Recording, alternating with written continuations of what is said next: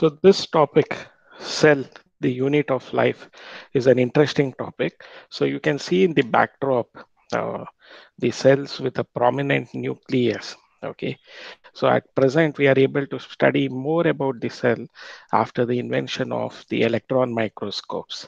So the electron microscope was invented by Knoll and Ruska. So the electron microscope is of two types: scanning electron microscope and transmission electron microscope. Very few places in Bangalore they have this electron microscope. One is Indian Institute of Science. They have a electron microscope, and I think even in the zoology department of Gnan Bharati campus, that is Bangalore University, uh, in the Gnan Bharati campus, that is at Nagarbavi. So they have this electron microscope. So these are very few places where you find the electron microscopes. So the progress of electron microscope has helped us to understand and study this about the cell in much more detail, the cell and its cell organelles also. Okay, so that is one aspect of it. So in this branch of biology which deals with the study of cell organelles and its functions, so we call that branch of biology as cytology, or we also call it as cell biology. You should remember that the branch of biology which deals with the study of cell, their cell organelles and its functions. So we call that branch of biology as cytology. There is another name for it, cell biology. So cell, the unit of life, the basic structural and functional unit of any living organism is the cell. So in this chapter, we'll also be studying about the cell theory that was put forth by Schleiden and Schwann, and cell arises from a pre-existing cell which was put forth by Virchow. So all those we are going to study about it, and as well as we'll be studying the cell cycle. So all those details we are going to study in this complete unit of it. Very interesting topic. So we would also be discussing about the types of cell division. When we come to the second chapter of this unit, we'll be discussing about the cell division, the mitosis and meiotic cell division, how it takes place, and what are the different changes that you can notice in the parent cell after the formation of daughter cells by mitosis or meiotic cell divisions, and where they exactly take place. All this we are going to study about it. In the previous high school years, you might have studied about this cell division types in detailed. So it's a continuity of that, but much more details you are going to study in this chapter. So let me give the introduction to you. Cell is the fundamental structural and functional unit of all the living organisms, whether it is a unicellular organism or a multicellular organism. A cell is the fundamental structural and functional unit of all the living organisms. Here we in this chapter we'll also be studying about the plant cell and animal cell. What are the differences between them? All the living organisms, they have the fundamental structural and functional unit of life. So that is the cell. So a cell is the fundamental structural and functional unit of life, in unit of life in all the living organism. So the cell was discovered by Robert Hooke when he was studying the cork cells. So Robert Hooke discovered the cells. So the cork cells, when Robert Hooke was studying under the microscope, so he discovered the cell. So Anton von Leeuwenhoek, he first observed and described a living cell. See, cork cells are dead cells, but Anton von Leeuwenhoek was the first person to observe and describe a living cell. So in that way, Anton von Leeuwenhoek, he gave a detailed and he made a detailed study of the cell. So Anton von Leeuwenhoek was the first person to observe and describe a living cell. So the invention of compound electron microscopes revealed the structural details of all the cells. See, this is a, uh compound microscope. Okay, so through which you can notice the cell wall, cell membrane, maybe the cytoplasm, nucleus, at higher resolution, maybe 100 x, you might be able to notice the chloroplast and others.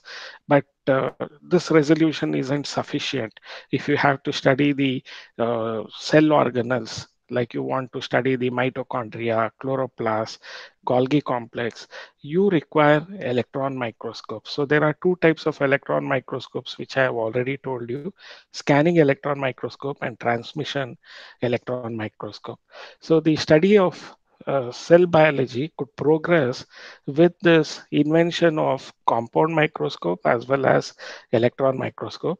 They reveal the structural details of the cell in much more uh, magnified way. Okay, so the study of cell biology was possible because of the invention of compound and electron microscopes, which revealed the structural details of the cell. So Malthius Schleiden, he observed that plants are composed of cells. So Schleiden observed that plants are composed of cells. Then Theodor Schwann, so he reported that cells had a thin outer layer, plasma membrane. So he also found that plant cells have cell wall. So Schwann, what did he discover? This person Schwann. So he found that cells had a thin outer layer, which he called it as plasma membrane or cell membrane. He also found that plant cells have cell wall. So he proposed a hypothesis that animals and plants are composed of cells and products of cells. See, Malthius Schleiden, he was the first person to observe that. M.J. Schleiden, Malthius Schleiden, he was the first person to observe that the plants are composed of cells. Theodor Schwann reported that cells had a thin outer layer, which he called it as plasma membrane. He also found that plant cells have cell wall. So he proposed a hypothesis that animals and plants are composed of cells and products of cells. So thus Leiden and Schwann, they formulated the cell theory by their work. So Schwann had put an hypothesis that animals and plants are composed of cells and products of cells. So the cell theory itself is based on this. All so then we'll also discuss about Rudolf Virchow before we come to the statements of cell theory. So Virchow, so he explained that cells divided and new cells are formed from pre-existing cells. So Virchow, he described that, he explained that cells divided and new cells are formed from pre-existing cells. So cell comes from pre-existing cell. So omnis cellula e cellula. So this philosophy or theory called it as omnis cellula e cellula. That is, cells arise from pre-existing cells. So he modified the cell theory. So now the statements of cell theory as of now, cell theory with Schleiden and Schwann and Virchow's concept included, it states that all living organisms are composed of cells and products of cells. So, and he also said that all cells arise from pre-existing cells. Virchow added that all cells arise from pre-existing cells. So the statements of cell theory are all living organisms are composed of cells and their products of cells, and all cells arise from pre-existing cells.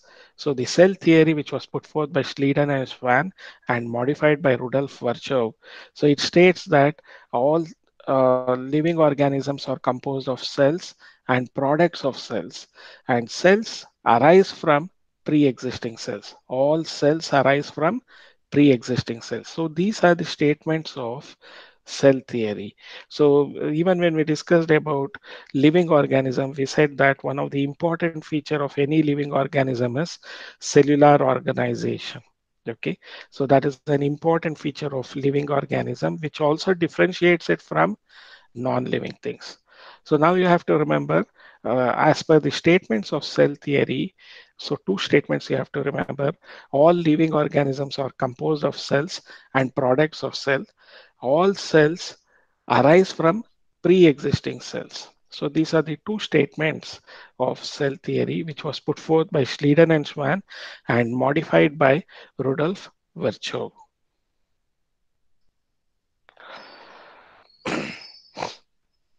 Now, all these cells, they contain cytoplasm, which is a semi-fluid matrix where cellular activities and chemical reactions occurs.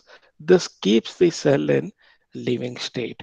See, whenever we are talking about cytoplasm, we are not including the nucleus.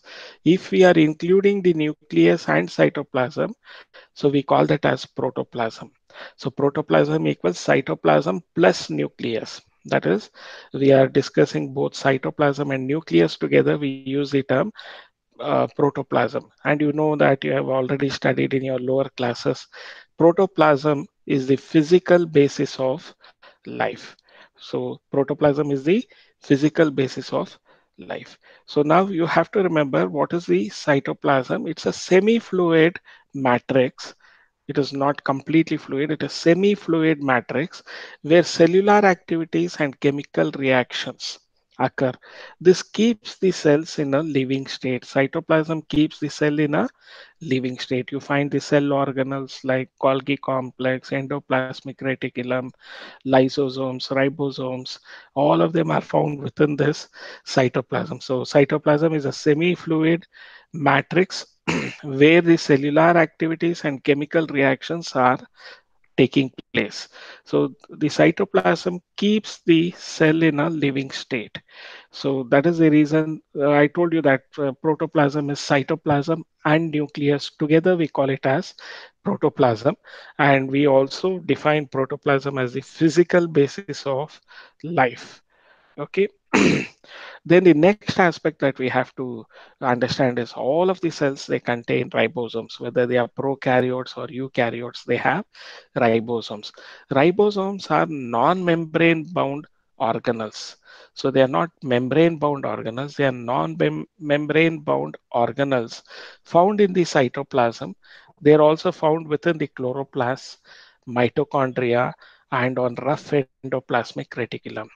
So the ribosomes are non-membrane bound organelles. They are found in all types of cells, prokaryotic or eukaryotic. You notice this ribosomes. They are non-membrane bound organelles which are located in the cytoplasm, within the chloroplast, mitochondria, and on rough endoplasmic reticulum. The rough nature of endoplasmic reticulum or the granular nature of the rough endoplasmic reticulum is because of the association of ribosomes with the endoplasmic reticulum. So that is the location of ribosomes. Ribosomes are non-membrane bound organelles. They are found in the cytoplasm. They are found in the chloroplast, mitochondria, and on rough endoplasmic reticulum. The smallest cell is mycoplasma. So the pleuropneumonia like organism, PPLO, the smallest cell is the mycoplasma. So we have already studied about mycoplasma in the phylum Monera. Okay, so the smallest cell is the mycoplasma. So they are zero point 0.3 micron meter in length. So here this is the diagram that you'll notice in your textbook. So the PPLO, they are zero point 0.1 micron meter in length. Okay. So then if you look into the largest isolated single cell is the egg of ostrich. So the largest isolated single cell is the egg of ostrich. Okay. Then longest cells are the neurons. Neurons are the longest cells. You can notice here the multipolar neuron. So their longest cells are nerve cells. The size of bacteria, typical bacteria will be 3 to 5 micron meter. Human RBC, red blood cells of human beings, they are nearly 7 micron meter in diameter. So that is what you can notice. A typical eukaryotic cell, it will be 10 to 20 micron millimeter. Okay, so you notice the mycoplasma, then you notice the largest isolated single cell is from the egg of ostrich. Okay. Then the longest cell are the neurons, nerve cells. Then the size of bacteria is nearly 3 to 5 micron meter. So in case of bacillus, it is 1 to 2 micron meter. So PPLO, they are about zero point 0.1 to zero point 0.3 micron meter. Micron means 10 to the power of minus 6. Okay, so much small they are in size. In human RBCs, they are 7 micron meter in length, so the diameter. So they are in diameter, 7 micron meter in diameter for RBC. Based on the function, the shape of cells may be disc-like, okay, or it might be polygonal, columnar, cuboid, thread-like, or irregular. So based on the functions, the shape of cells may be disc-like, polygonal, columnar, cuboid, thread-like, or irregular shaped. Okay, so cells are of two types, prokaryotic cells and eukaryotic cells. We'll again be discussing about it. So based on the functions, shape of cells may be disc-like. See, the nerve cell has a typical shape. Muscle cells, they have a different shape. Okay, so the bone cell, they might be found within the lacuna. Okay, circular in shape. So the gland cells, blood cells, the reproductive cells. So there are different types of them are having different shapes. Okay, based on the functions, shape of cells may be disc-like. See, in parenchyma, they are like the polygonal type of it. So the columnar or cuboidal or thread-like or irregular shaped cells. So cubical cells you find in case of animal tissue, isn't it? So the thread-like or filamentous cells you notice in hyphae fungi. So irregular shaped cells.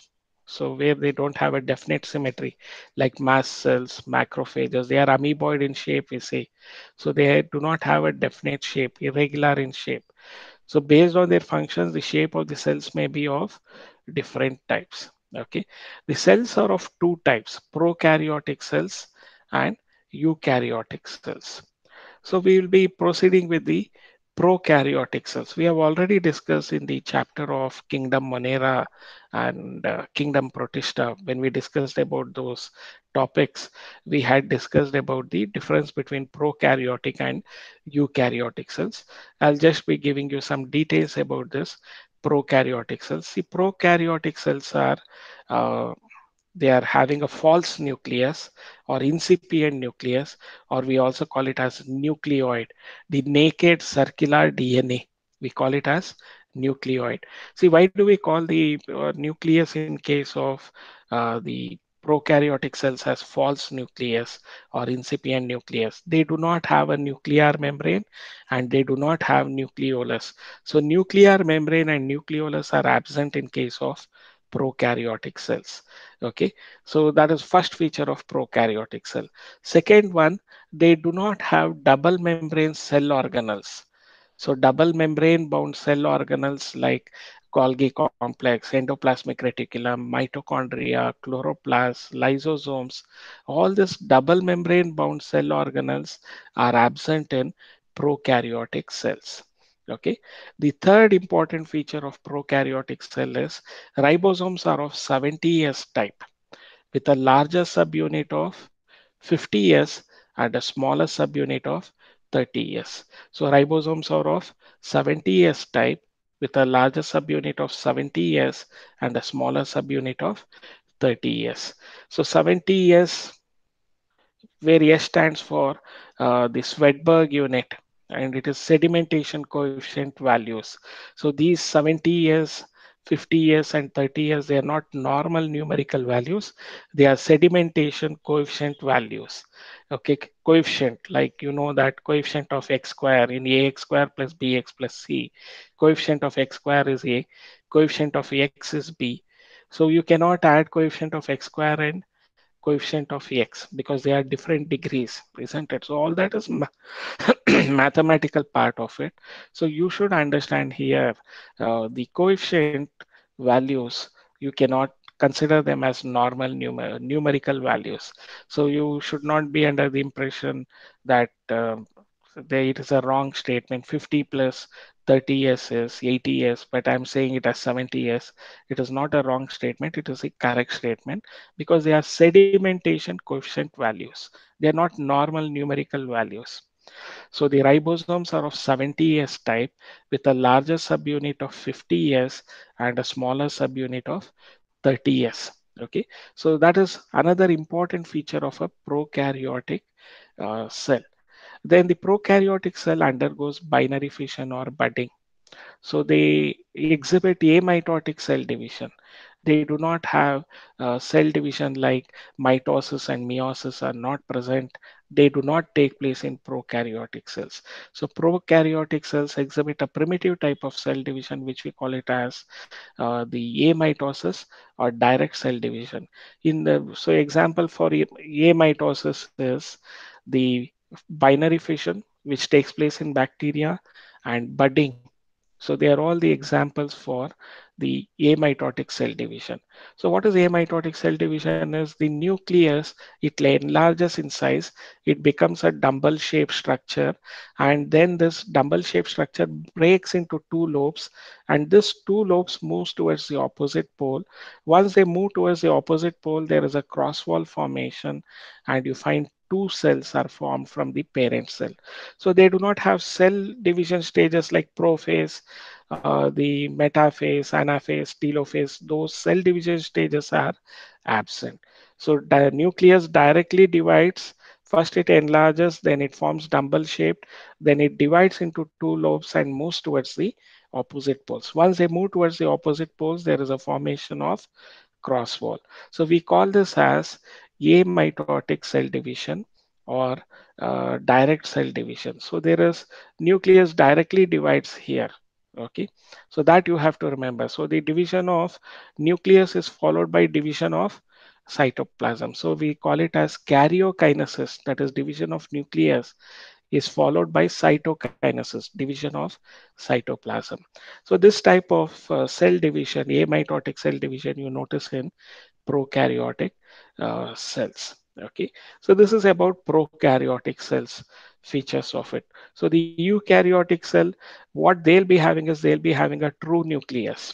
That is, nucleus has nuclear membrane and nucleolus. So nucleus has a nuclear membrane and nucleolus. That you notice in case of a prokaryotic cell.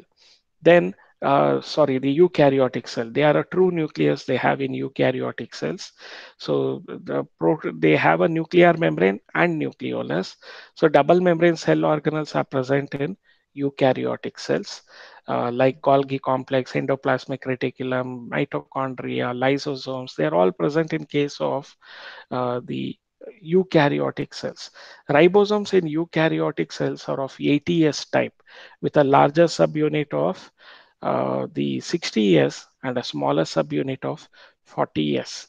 So ribosomes of eukaryotic cells are 80S type with a larger subunit of 60S and a smaller subunit of 40S. 60-40 you can remember it as. Okay, then they undergo cell divisions like mitosis and meiotic cell divisions. A few of the eukaryotic cells like yeast, they also exhibit budding. So now you can notice that the eukaryotic cells have mitotic and meiotic cell divisions occurs there. And a few of the organisms of eukaryotic cells like fungal cell, yeast, they exhibit budding. Okay, then protists also they exhibit binary fissions. A few of them exhibit binary fission. So, but you also notice mitosis and meiosis in eukaryotic cell divisions. So remember there's major differences between prokaryotic cells and eukaryotic cells. I want you all to write it as an assignment and share it into the classroom folder. Okay, so the differences between prokaryotic cell and eukaryotic cell is an assignment for you. So in the backdrop of this slide, so we'll be discussing in detail about prokaryotic cells. In the backdrop, you can see this bacteria, the rod-shaped or box-shaped bacteria, that is bacillus, and they are having a flagella. So when they are seen in a electron microscope, this is how the uh, cells look like. So the bacterial cells. So this is a prokaryotic cell. Okay. So prokaryotic cells, examples are bacteria, you already know about it. So they have no membrane bound nucleus and organelles. So the prokaryotic cells, they do not have any membrane bound nucleus. So nucleus is naked. The genetic material is naked. So we call it as nucleoid. They do not have a nuclear membrane, neither do they have nucleolus. So the prokaryotic cells, they do not have membrane bound nucleus, neither do they have membrane bound cell organelles like mitochondria, Golgi complex, endoplasmic reticulum. They are all absent. So they do not have any membrane bound cell organelles. If ribosomes are present, you already know ribosomes are not membrane bound cell organelles. They are non-membrane bound cell organelles, ribosomes.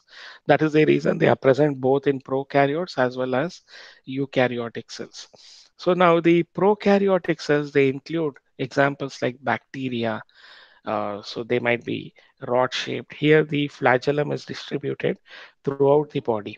Okay, so then bacteria which is circular in shape, we call it as coccus bacteria. Then cyanobacteria like blue green algae. So they are also examples for prokaryotic cells. The only algae which is placed under prokaryotic kingdom Monera is the blue green algae, or we also call it as cyanobacteria. The old name for blue green algae was Cyanophyceae or Mixophyceae.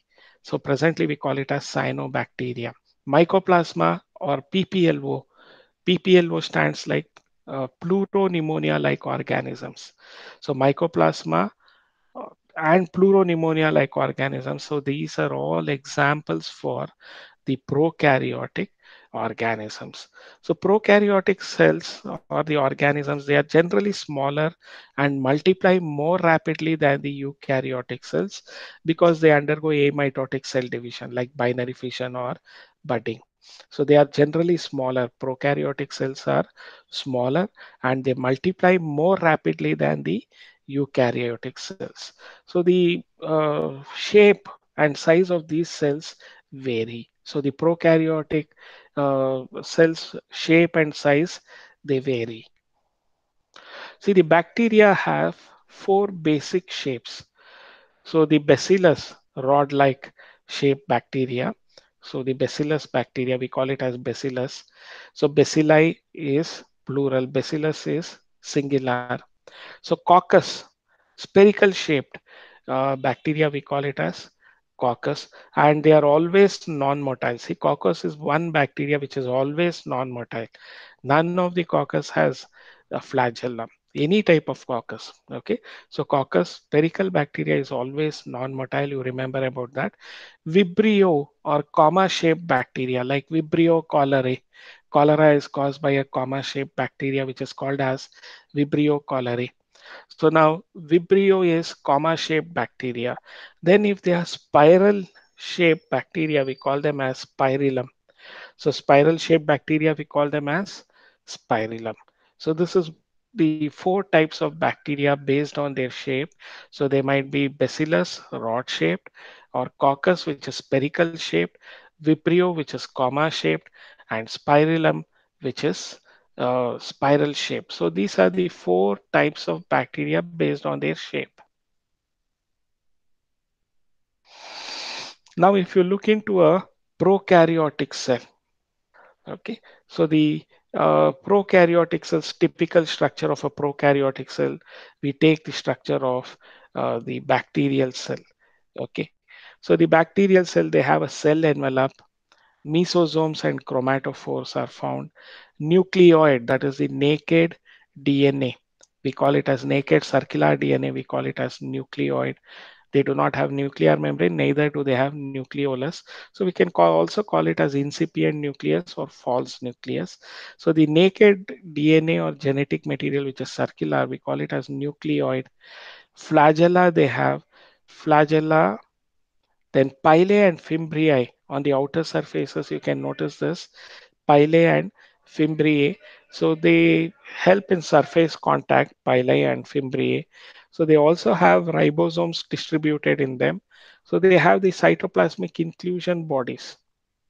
Okay, they also have inclusion bodies, but here they do not have mitochondria, Golgi complex, endoplasmic reticulum, chloroplast. They are all absent here. The cell-bound membrane organelles are absent in case of a prokaryotic cell. Cell organelles are absent. So when you are looking into a typical bacteria for the study of a prokaryotic cell, they have a cell envelope, mesosomes, and chromatophores they have. So they have nucleoid, which is a nothing but incipient nucleus or false nucleus or naked DNA. So the circular naked DNA where they do not have nuclear membrane, neither do they have nucleolus. So we call that type of nucleus as nucleoid or incipient nucleus. Then they have the locomotor structures in the form of flagellum. Okay, so flagellum, so they have a basal body, hold fast, and then they have this filament called the flagella. Okay, so pili and fimbriae are found on the surface of bacteria, which helps in surface contact. So they also have ribosomes, which are of 70S type.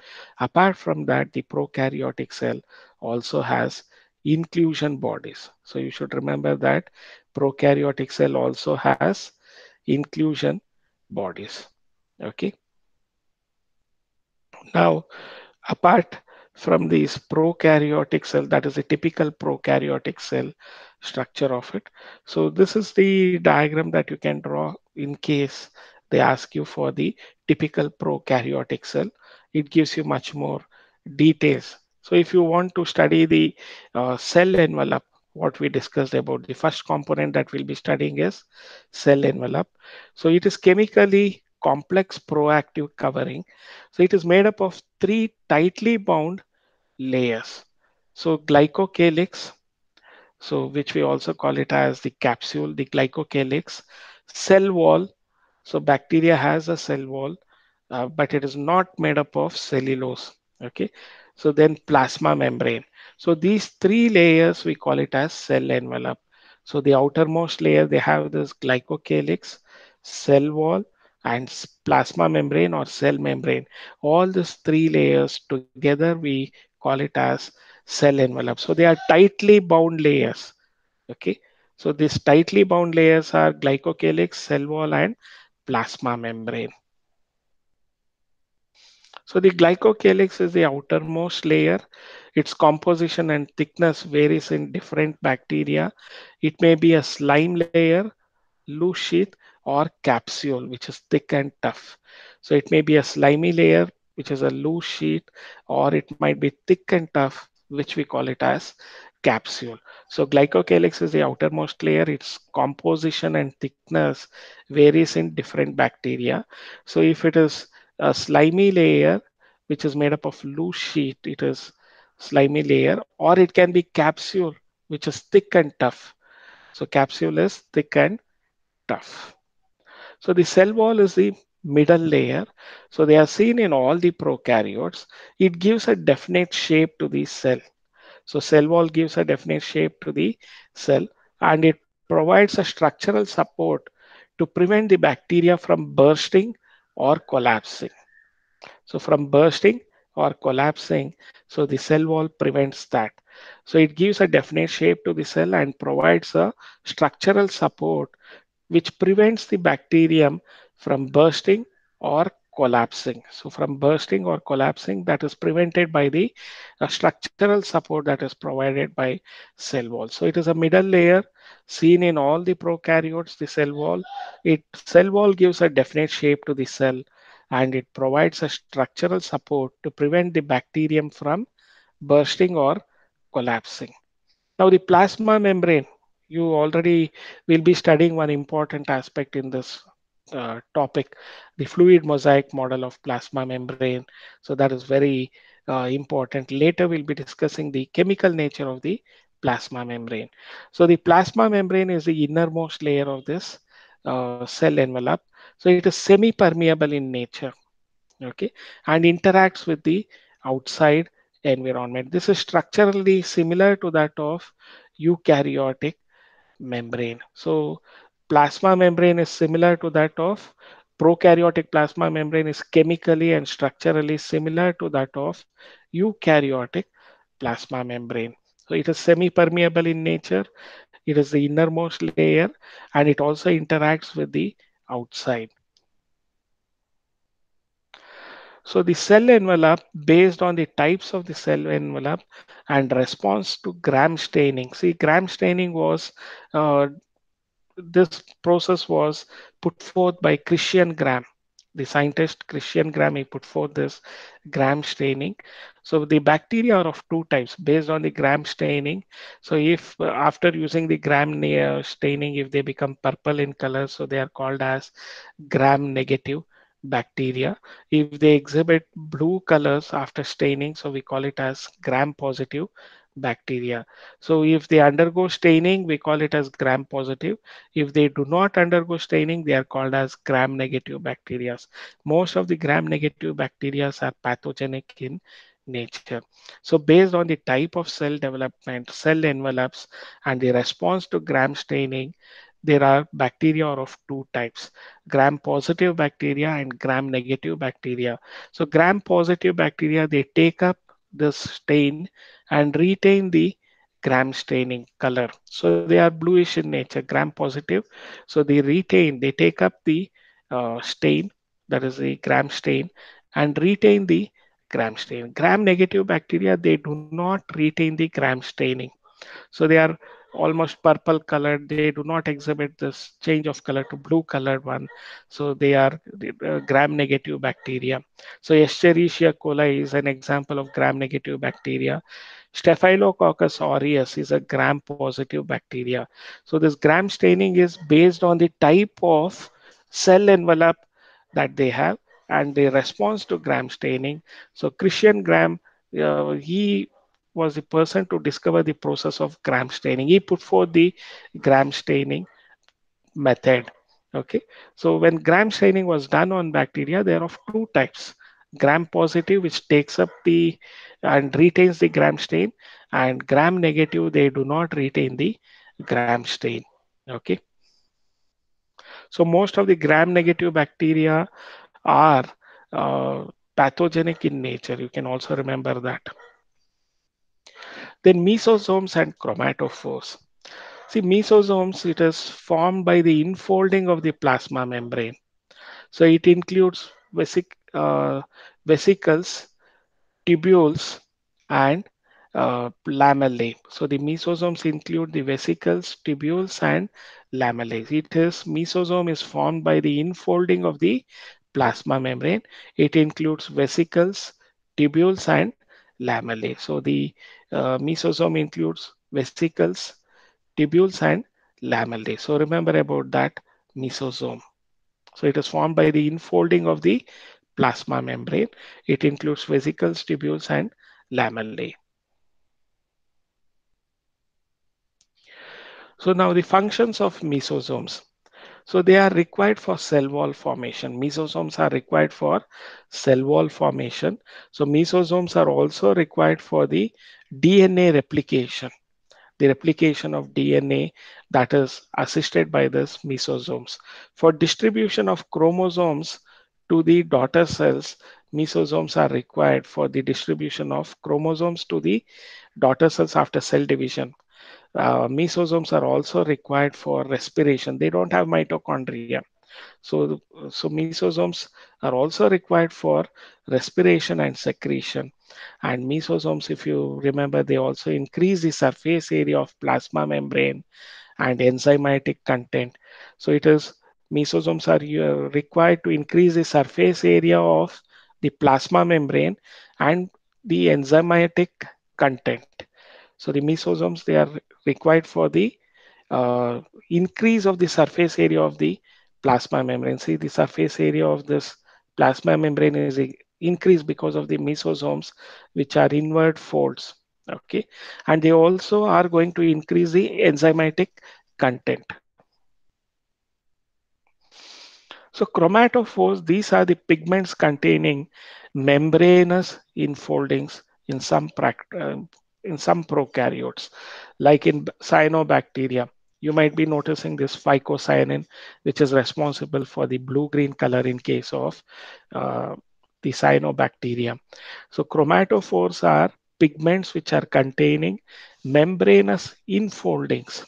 So the pigments containing membranous enfoldings in some prokaryotes. So like cyanobacteria, we call it as chromatophores. As the name indicates, chromato means coloring. So the blue-green nature of the cyanobacteria is because of phycocyanin. pigment.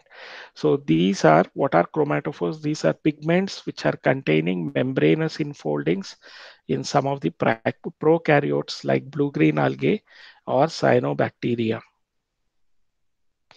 Nucleoid. So what is nucleoid? So it is formed of non-membranous. They do not have a nuclear membrane. That is why we call it as non-membranous or naked circular genomic DNA. So nucleoid is a naked circular genomic DNA, that is single chromosome or genetic material, and protein. So the nucleoid is a circular naked circular genomic DNA with protein and protein. So we call this as nucleoid. So nucleoid is formed of non-membranous, that is naked circular genomic DNA. So single chromosome or genetic material. That is why we call it a circular genomic DNA and protein. So we call this as nucleoid. That is the definition of nucleoid. So they have a naked circular genomic DNA and protein. Okay. So many bacteria have circular DNA or plasmid outside the genomic DNA. See, this is the genomic DNA. Outside this genomic DNA, see, the plasmids are found extranuclear, circular, self-replicating. Uh, so nucleus, we call it as plasmid. DNA, we call it as plasmid. Extranuclear, self-replicating, circular DNA, we call it as plasmid.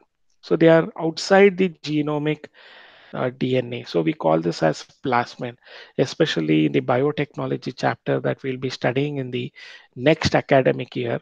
Plasmid definition is very, very important. So plasmids are manipulated for formation of rDNA, recombinant DNA. So we'll be studying that in the second year portions when we come for the biotechnology topic. So remember the definition of plasmid. So many bacteria, they have small circular DNA or plasmid outside the genomic DNA. It gives some unique phenotypic characters. Example, resistance to antibiotics in case of bacteria, phenotypic characters to bacteria. So plasmids. So they are the extranuclear in the sense outside this genomic DNA they are found.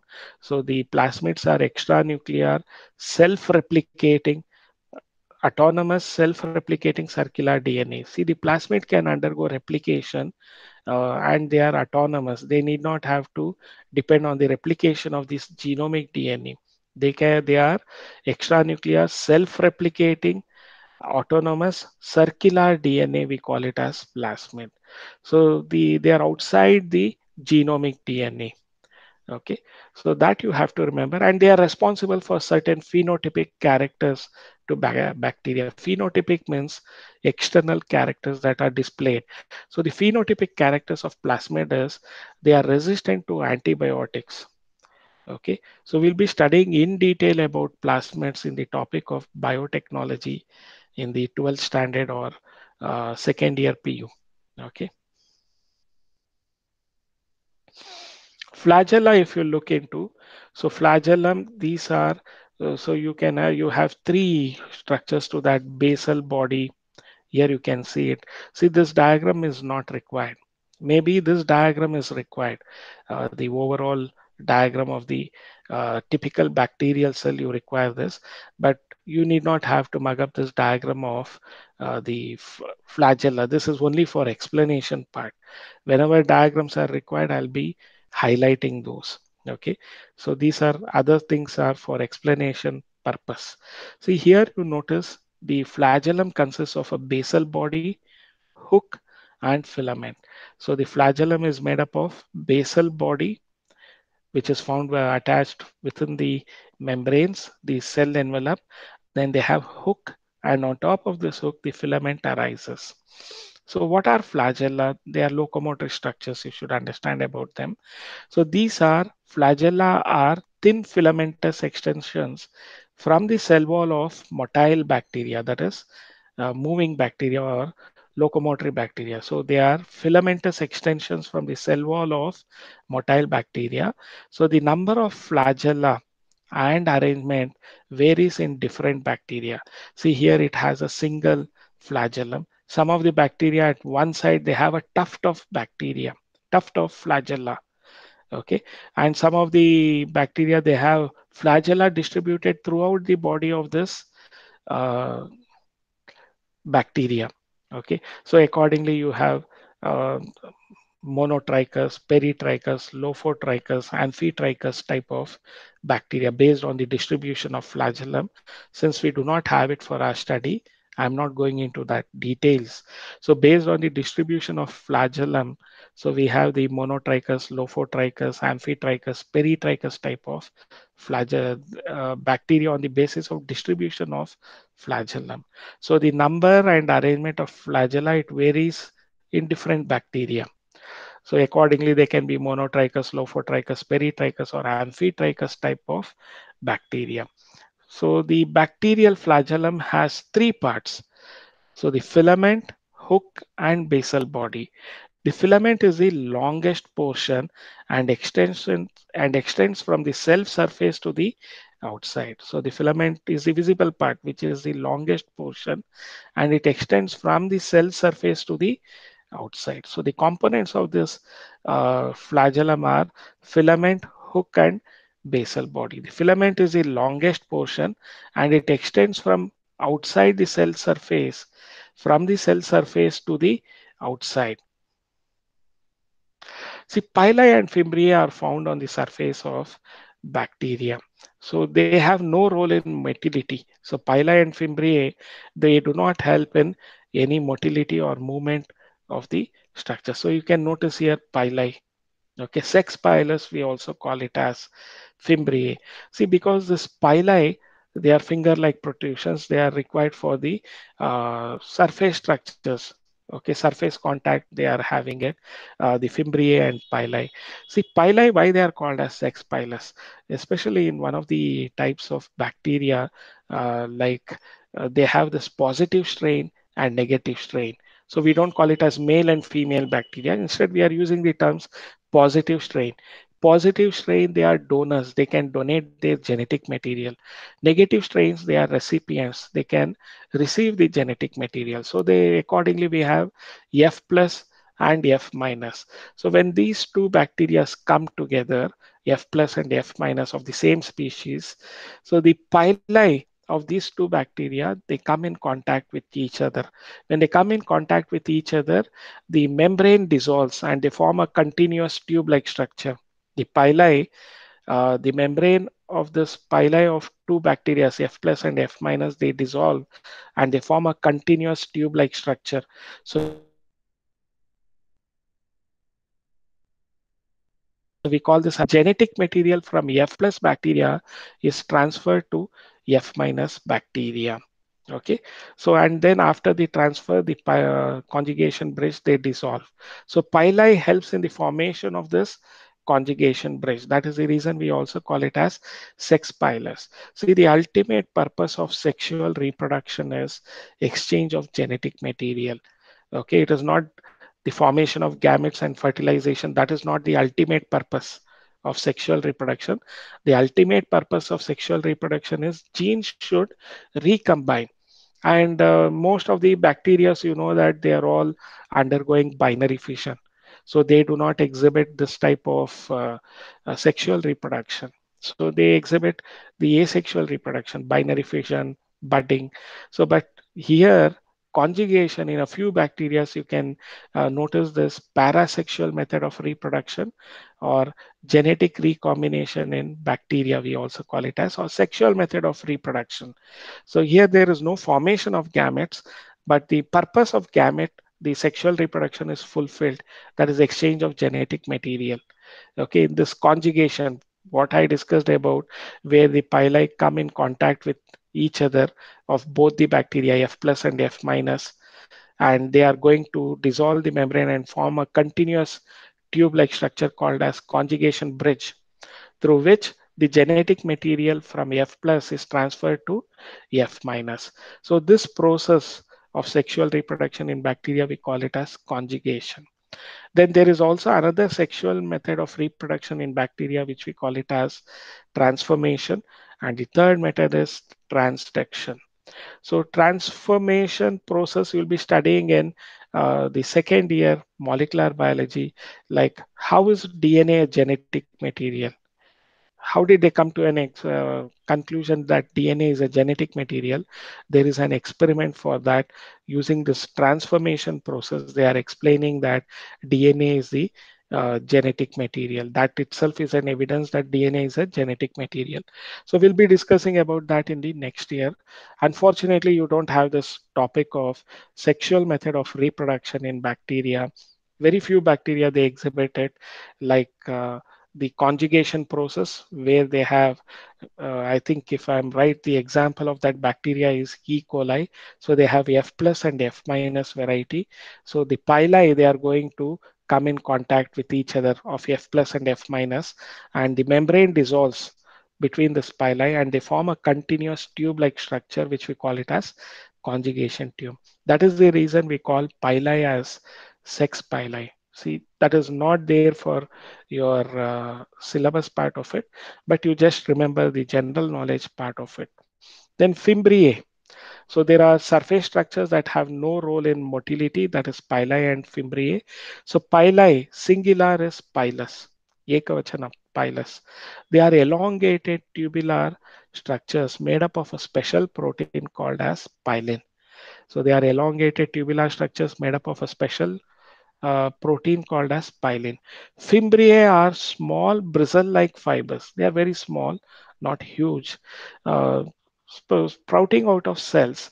In some of the bacteria, they help to attach the bacteria to rocks in streams and to the host tissue. So they help in surface attachment. Fimbriae are small bristle-like fibers which are coming out of the cell.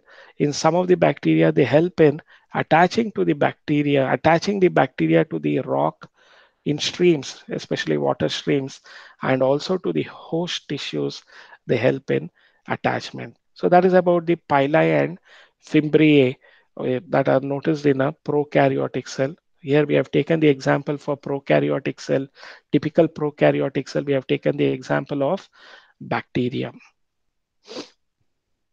Ribosomes, the next part that we will discuss in the prokaryotic cell is ribosomes. They are associated with plasma membrane of prokaryotes, the ribosomes. If you look into the size of them, they are about 15 nanometer by 20 nanometer, 15 into 20 nanometer in size. So the ribosomes are made up of two subunits. So you can notice here the subunit 70S. So the ribosomes are 70S, which are made up of two subunits, a smaller subunit, which is 30S, and a larger subunit, which is 50S. Okay, so they together, the smaller subunit 30S and larger subunit 50S, together they form the 70S prokaryotic ribosomes. S is the Swedberg name of the scientist. S is Swedberg, which is nothing but the sedimentation coefficient. It is a measure of density and size. So these are not ordinary numerical values. It is a measure of density and size. So that you can remember about. So the prokaryotic ribosomes are having a larger subunit of 50S and a smaller subunit of 30S. And together we call it as 70S prokaryotic ribosomes. In eukaryotic ribosomes, you can notice that the smaller unit is 40S, larger unit is 60S, 60-40. Okay, so together we call it as the 80S type of ribosomes. S is the Swedberg unit and it is a sedimentation coefficient value, which is a measure of density and size. Sedimentation coefficient value is a measure of density and size. Okay, so that is what you have to understand about ribosomes. Okay, which is also a part of the uh, structure of a prokaryotic cell. Then functions of ribosomes. Ribosomes are the protein factories of the cells. You know about that. Okay, they bring about translation. Ribosomes are the site of translation or protein synthesis, we also call it as. So biological translation or protein synthesis takes place in the ribosomes. We'll be discussing about this translation or biosynthesis of protein in detail in second year or 12th syllabus, where we come across this uh, process of translation. We'll be discussing there in detail. Okay, so several ribosomes are attached to a single mRNA. Sometimes you find that several ribosomes are attached to a single mRNA to form a new chain. So this chain, we call it as polyribosomes or polysomes. So several ribosomes are attached to the mRNA to form a chain, and we call this chain as polyribosomes, or we also call it as polysomes. Ribosomes or polysomes translate the mRNA into proteins. Translation has to take place. They have codons and they are translated into proteins. So the polysomes or ribosomes, they translate the mRNA, that is messenger RNA, into proteins. Okay, here you can see the polypeptides forming. So they transfer them into proteins. You just remember this point. What is that? How they do that process of translation we'll be studying in the next year molecular biology topic of it. So function of ribosomes. Ribosomes are the site of translation. Ribosomes are also commonly called as protein factories of the cells. Several ribosomes may attach to form a single mRNA chain. So several ribosomes are attached on a single mRNA to form a chain called as polysomes, or we also call it as polyribosomes, which we also call it as polysomes. Ribosomes of a polysome, they translate the mRNA into proteins. So they are translating the mRNA into proteins. That is the role of the ribosomes on the uh, of a polysome. So that is the function of ribosomes of a polysome. That is what you have to remember about. Okay. So the inclusion bodies. What are the inclusion bodies that are found in prokaryotic cells? These are non-membranous. Inclusion bodies are non-membranous. They are the stored reserve food material. So they are the stored reserve food material seen in the cytoplasm of prokaryotic cells. So inclusion bodies are non-membranous. They store reserve food material seen in the cytoplasm of the prokaryotic cells. Example, this inclusion bodies may be phosphate granules, cyanophagian, phycean granules, and glycogen granules. So they have a reserve food material, reserve material, either in the form of glycogen or protein or phosphate granules or gas vacuoles, etc. So the gas vacuoles are found in blue, green, and purple, blue, green, purple, and green photosynthetic bacteria. You will find this gas vacuoles. So next class we'll be discussing about the eukaryotic cells. Okay, a typical eukaryotic cells. You know that already. Only kingdom Monera they have prokaryotic cells. The remaining four kingdom, that is kingdom Protista, kingdom Mycota or Fungia, kingdom Plantae or Metaphyta, kingdom Animalia or Metazoa, they are having eukaryotic cells. Even we human beings, we are eukaryotic organisms. So that we'll be discussing. A typical eukaryotic cell will be discussing in the next class. So today's topic, we discussed about the cell theory. Then we discussed about who discovered the cell for the first time. And Robert Hooke, he studied the dead cells in cork tissue for the first time. Living cells were first studied by Anton von Leeuwenhoek. Okay. Then Schleiden and Schwann's uh, cell theory, which was modified later by Virchow. The statements of those two we studied. Then we also studied in today's class the prokaryotic cell, a typical prokaryotic cell. So what are the components of a prokaryotic cell? Using the ultrastructure of bacterial cell, we describe the components of a prokaryotic cell. Okay, so that is what we had discussed for today. So if you have any doubts or